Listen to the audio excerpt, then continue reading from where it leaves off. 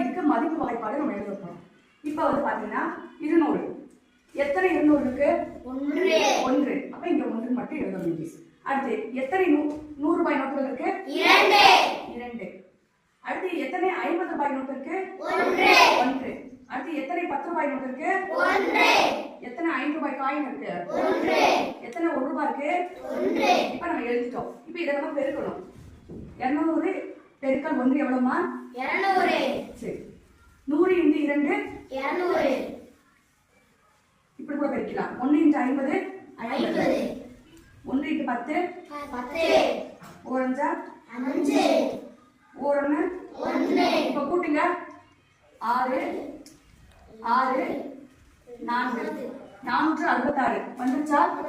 நீங்க பேங்க்ல சலான் ஃபில் பண்ணுவீங்கல்ல, அது இந்த முறை தான். இது நல்லா தெரிஞ்சுக்கிட்டீங்கன்னா பேங்க்ல போய் சலான் ஃபில் பண்றதுக்கு உங்களுக்கு ஈஸியா இருக்கும்.